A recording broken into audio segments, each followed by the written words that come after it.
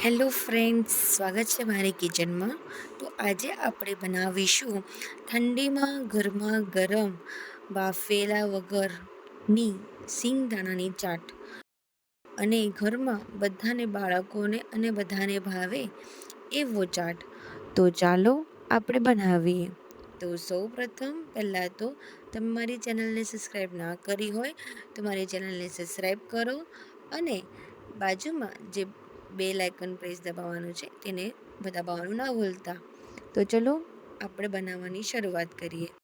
સિંગ ચાટ બનાવવાની જે પણ આપણે સામગ્રી લેવાના છે, જે પણ આઈટમ લેવાના છે, એ તમને વિડીયોમાં આપેલી જ છે.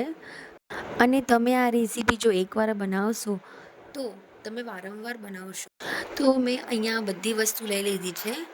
એક કાકડી, 2 ટામેટું, 2 ડુંગળી, 1 લીંબુ, લીલા મરચાં, બીટ લીધું છે મેં. એનાથી આપણે બીટ પણ અંદર એડ કરીશું, જેનાથી ચાટ સરસ લાગે. અને મેં 250 ગ્રામ જેટલા અહીંયા સિંગદાણા લીધા છે, અને થોડાક ધાણા લીધા છે. તો ચાલો આપણે બનાવવાની શરૂઆત કરીએ. તો પહેલાં આપણે જે કાકડી છે, ટામેટાં છે, ડુંગળી છે, આ બધી વસ્તુ આપણે એને કટ કરી દઈશું. એને ઝીણું ઝીણું કટ કરવાનું છે, મોટું કટ નથી કરવાનું. તો ચાલો આપણે બધી વસ્તુ કટ કરી દઈએ.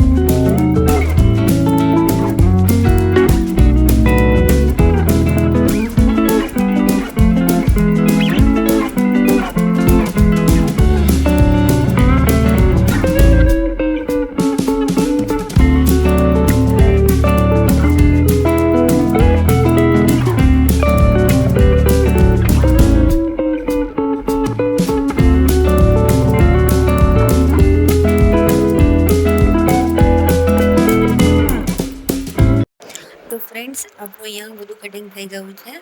તો હવે આપણે ગેસ પર કઢાઈમાં 1-2 ચમચી જેટલું તેલ લીધું છે. તેમાં આપણે જે સિંગદાણા લીધા છે તેને આપણે થોડાક રોસ્ટ કરી દઈશું. તો જે રોસ્ટ થઈ જાય પછી આપણે આગળની પ્રોસેસ કરીશું. તો જુઓ, અહીંયા આપણા સરસ રીતે રોસ્ટ થઈ ગયા છે સિંગદાણા. તો ચાલો હવે આપણે આગળની પ્રોસેસ કરીએ. તો હવે આપણે એક બાઉલમાં જે આપણે સમારેલી ડુંગળી, પછી સમારેલી કાકડી, અને 2 ટામેટાં, સમારેલા મરચાં, આ બધી વસ્તુ એડ કરી હવે આપણે જે રોસ્ટ સિંગદાણા લીધા હતા એ આપણે એડ કરીશું. હવે તેમાં આપણે 1 ચમચી જેટલું ધણા જીરું પાવડર એડ કરીશું, 1 ચમચી જેટલું આપણે મીઠું એડ કરીશું, અને 1 ચમચી જેટલું આપણે લાલ મરચું એડ કરીશું. અને તેમાં આપણે 1/2 લીંબુનો રસ આપણે એડ કરીશું, જેનાથી આપણો જે સ્વાદ છે એ આપણો સરસ લાગે. હવે બધી વસ્તુ આપણે ઉમેરી દીધી છે. હવે આપણે એને બરાબર રીતે હલાવી દઈશું. જુઓ, આપણો અહીંયા આ સિંગદાણા ચાટ તૈયાર થઈ ગયો છે. હવે આપણે લાસ્ટમાં હજી એક વસ્તુ કરવાની બાકી છે. તો આપણે થોડાક કોથમીર આપણે એને ગાર્નિશ કરવા માટે એડ કરીશું, ઉમેરીશું. અને બીજું કે આપણે જે બીટ લીધું હતું તો એ બીટનું આપણે એને છીણી નાખવાનું છે, એકદમ ઝીણું ઝીણું કરી દેવાનું છે, જેથી આપણને ગાર્નિશ કરતાં ફાવે. આપણે બીટનો ઉપયોગ ગાર્નિશ કરવા માટે લીધો છે. તો હવે આપણે પ્લેટમાં એને લઈશું, અને સર્વ કરવા માટે જે ચાટ છે એ આપણે પ્લેટમાં મૂકી દઈશું.